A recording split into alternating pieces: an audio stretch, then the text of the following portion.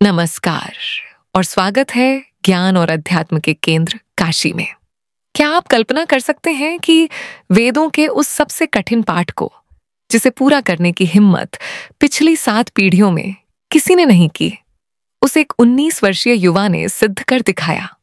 आज हम आपको एक ऐसी ऐतिहासिक और अभूतपूर्व उपलब्धि की गहराई में ले जा रहे हैं जिसने भारतीय अध्यात्म के इतिहास में एक नया अध्याय जोड़ दिया है। उत्सव और युवा विद्वान का परिचय काशी में 2 अक्टूबर से 30 नवंबर के बीच एक दुर्लभतम और ऐतिहासिक आध्यात्मिक अनुष्ठान संपन्न हुआ। इस उत्सव के नायक बने महाराष्ट्र के युवा साधक देवव्रत महेश रेखे। देवव्रत ने शुक्ल यजुर्वेद की माध्यन्दिनी शाखा के लगभग 2000 मंत्रों का दंडक्रम पारायण पूरे 50 निर्बाध दिनों में सफलतापूर्वक पूरा किया। ये साधारण पाठ नहीं है। विद्वानों के अनुसार यह उपलब्धि लगभग 200 वर्षों के बाद अपनी पूर्ण शास्त्रीय शुद्धता के साथ दोहराई गई है।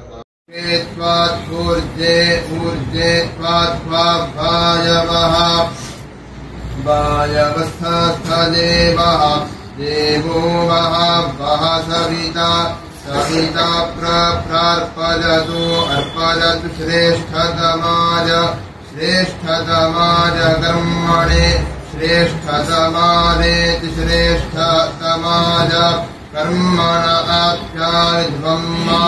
आप्यारिध्वमग्न्याः अग्न्या इन्द्राय भागं प्रजापतिरनमीवाः प्रजापतिरिति प्रजापतिः अनमीवा अलक्ष्मा मावः पस्तेनः स्तेन ईशतमाघषग्ंसः अघषग्ंसो ध्रुवाः अघषग्ंस इत्यघषग्ंसः ध्रुवा अस्मिन् गोपतौ स्यात् गोपताविति गोपतौ स्यात् बह्वीर्यजमानस्य पशून्यजमानस्य बह्वीः स्यात् गोपतावस्मिन् ध्रुवा अघषग्ंसो मेषतस्तेनो। दंडक्रम की जटिलता और महत्व दंडक्रम को वैदिक पाठ का शिखर और सबसे कठिनतम पाठ माना जाता है। यह विकृति पाठों की श्रेणी में आता है, जहां मूल मंत्रों के शब्दों को जटिल गणितीय क्रम परिवर्तन के साथ बार बार दोहराया जाता है।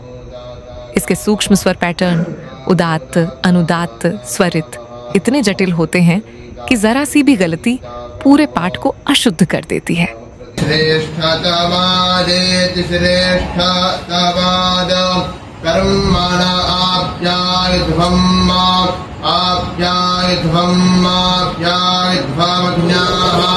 अग्न्या इन्द्राय भागं प्रजापतिरनमीवाः प्रजापतिरिति प्रजापतिः अनमीवा अलक्ष्मा मावः पस्तेनः स्तेन ईशतमाघषग्ंसः अघषग्ंसो ध्रुवाः अघषग्ंस इत्यघषग्ंसः ध्रुवा अस्मिन् गोपतौ स्यात् गोपताविति गोपतौ। इसमें असाधारण एकाग्रता, शारीरिक और मानसिक अनुशासन की आवश्यकता होती है। प्रत्येक स्वर, प्रत्येक विराम को पूरी शुद्धता से उच्चारित करना, वह भी 50 दिनों तक लगातार, केवल अटूट संकल्प से ही संभव है। इतिहास में सिर्फ 2 बार अब बात करते हैं इस उपलब्धि के ऐतिहासिक महत्व की। विद्वानों ने पुष्टि की है कि ज्ञात इतिहास में यह असाध्य पारायण सिर्फ 2 बार ही सफलतापूर्वक किया गया है। पहले, आज से लगभग 200 साल पहले नासिक में वेदमूर्ति नारायण शास्त्री देव ने इस कारनामे को सिद्ध किया था। दूसरे, और अब 19 वर्षीय वेदमूर्ति देवव्रत महेश रेखे ने इस परंपरा को पूरी शुद्धता के साथ दोहराया है। त्वात्पूर्जे ऊर्जे त्वात्वाभायवः वायवस्थस्थदेवः देवो वः वः सविता सविता प्रार्पयतु अर्पयतु श्रेष्ठतमाय श्रेष्ठतमाय कर्मणे श्रेष्ठतमानेति श्रेष्ठतमाय कर्मण आप्यायध्वमग्न्याः अग्न्या इन्द्राय भागं प्रजापतिः प्रजापतिरनमीवाः प्रजापतिरिति प्रजापतिः अनमीवा अलक्ष्माः अलक्ष्मा मावः स्तेनः स्तेन ईशत माघषग्ंसः अघषग्ंसोऽध्रुवाः अघषग्ंस इत्यघषग्ंसः ध्रुवा अस्मिन् गोपतौ स्यात् गोपताविति गोपतौ स्यात् बह्वीर्यजमानस्य पशून्यजमानस्य बह्वीः स्यात् गोपतावस्मिन् ध्रुवा अघषग्ंसो मेषतस्तेनो भूमा लक्ष्मा अनमीवाः प्रजापतिर्भागमिन्द्रायाज्ञाः प्यारिध्वमा कर्मणे श्रेष्ठतमायार्पयतु प्रसविता वो देवस्थपालवस्फूर्जे त्वेखे इखे त्वात्पूर्जे ऊर्जे त्वात्वायवः वायवस्थस्थदेवः देवो वः वः सविता प्रार्पयतु अर्पयतु श्रेष्ठतमाय कर्मणे श्रेष्ठतमानेति श्रेष्ठतमाय कर्मण आप्यायध्वमग्न्याः अग्न्या इन्द्राय भागं प्रजापतिः प्रजापतिरनमीवाः प्रजापतिरिति प्रजापतिः अनमीवा अलक्ष्माः अलक्ष्मा मावः स्तेनः स्तेन ईशत माघषग्ंसः अघषग्ंसोऽध्रुवाः अघषग्ंस। देवव्रत ने 50 निर्बाध दिनों में इसे दोष रहित पूरा कर न केवल इतिहास दोहराया बल्कि वेद मूर्ति नारायण शास्त्री देव के गौरवशाली नाम के साथ अपना नाम भी जोड़ लिया और सबसे कम समय में इसे पूरा करने का रिकॉर्ड भी बनाया। सम्मान और प्रेरणा का संदेश देवव्रत की इस अतुलनीय तपस्या और ज्ञान के लिए उन्हें दक्षिणामनाय श्री श्रृंगेरी शारदा पीठ के जगत गुरु शंकराचार्यों ने स्वयं आशीर्वाद दिया। सम्मान स्वरूप देवव्रत को 5 लाख रुपए मूल्य का आशीर्वादित स्वर्ण कंगन और 1,11,116 रुपए की नकद राशि प्रदान की गई। ये उपलब्धि सिर्फ एक पुरस्कार जीतना नहीं है बल्कि युवा पीढ़ी को उनकी जड़ों से जुड़ने के लिए एक प्रेरणा है। यह हमें बताता है कि समर्पण, अटूट अनुशासन और गुरु कृपा के बल पर हमारी महान वैदिक परंपरा आज भी उतनी ही सशक्त और जीवंत है। समापन देवव्रत महेश रेखे ने हमें दिखा दिया कि भारत का ज्ञान भंडार कितना विशाल और गहन है। ये उपलब्धि केवल उनके लिए नहीं बल्कि पूरे देश के लिए गौरव का क्षण है। आप हमें कमेंट बॉक्स में जरूर बताएं कि आपको इस ऐतिहासिक घटना के बारे में जानकर कैसा लगा। इस ज्ञानवर्धक वीडियो को लाइक करें, शेयर करें और हमारे चैनल को सब्सक्राइब करें ताकि आप ऐसे ही प्रेरणादायक और ऐतिहासिक कहानियों से जुड़े रहें। जय सनातन धर्म।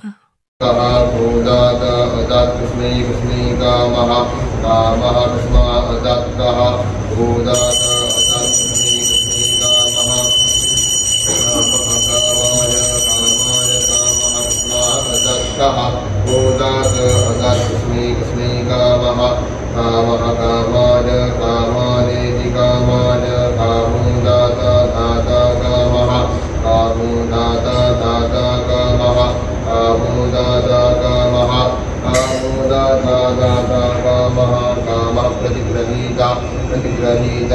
कामो दाता कामः कामो दाता दाता कामः कामः प्रतिगृहीता प्रतिगृहीता कामो काम प्रतिगृहीता कामो दाता कामः कामो दाता दाता कामः कामः प्रतिगृहीता प्रतिगृहीता कामः प्रतिगृहीतेति प्रतिगृहीता कामैतत् एतत् काम प्रतिगृहीता कामो दाता कामः कामो दाता दाता कामः कामः प्रतिगृहीता प्रतिगृहीता कामः प्रतिगृहीतेति प्रतिगृहीता कामैतत् एतस्ते त एतत् काम प्रतिगृहीता कामो दाता कामः कामो दाता दाता कामः कामः प्रतिगृहीता प्रतिगृहीता कामः प्रतिगृहीतेति प्रतिगृहीता कामैतत् एतस्ते त इति ते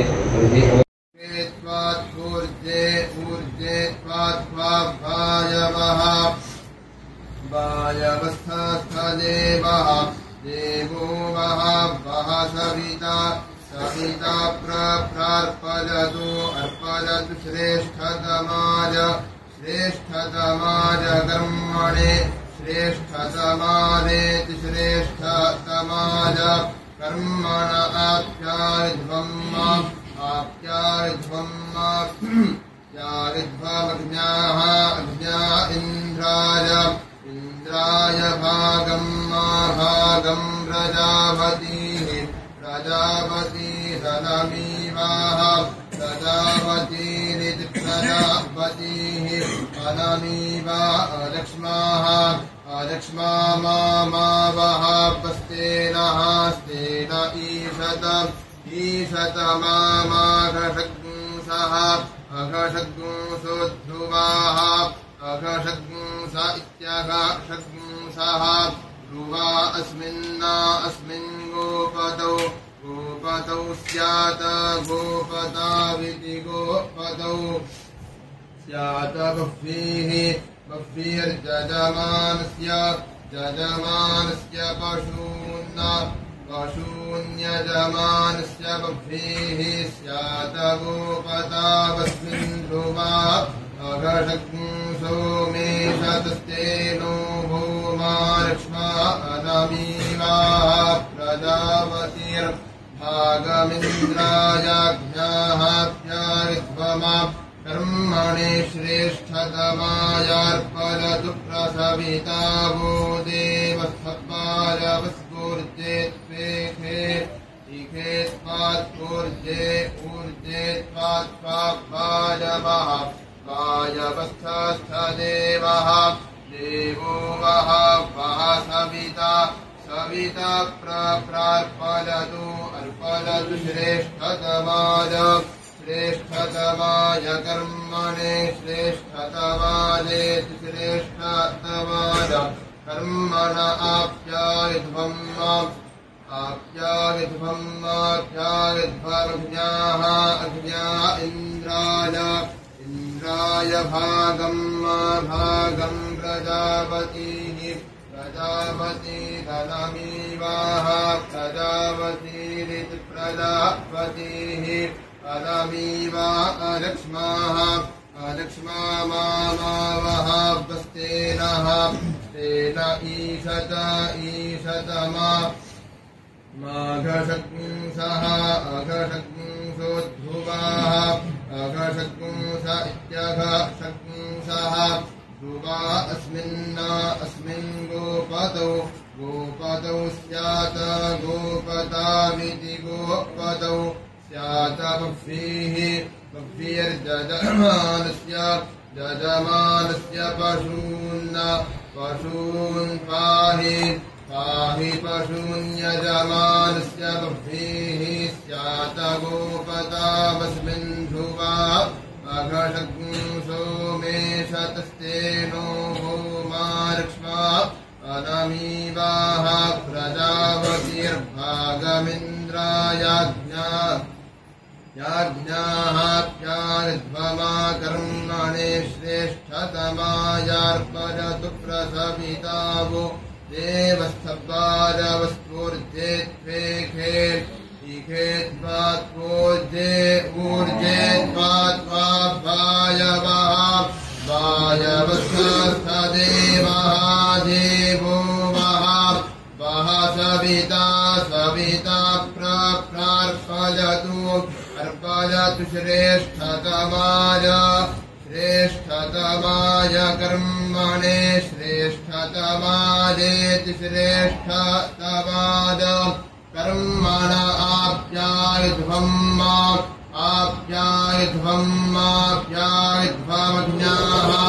अग्न्या इन्द्राय भागम्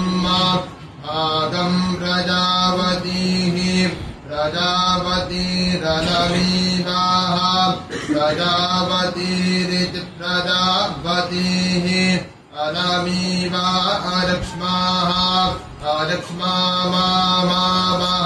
पस्तेनः स्तेन ईशतमा माघषड्गुंसः अघषड्गुंसो ध्रुवाः अघषड्गुंस इत्यघषड्गुंसः ध्रुवा अस्मिन्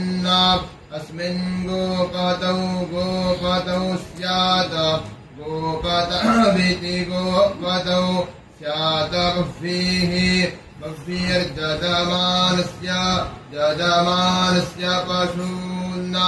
पशून् पाहीति पाहि हरि ॐ वसोः पवित्रम्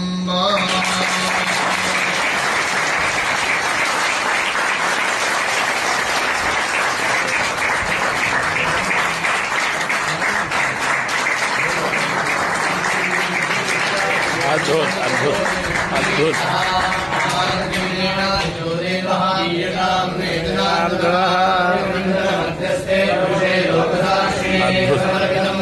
काशी में इतिहास अद्भुत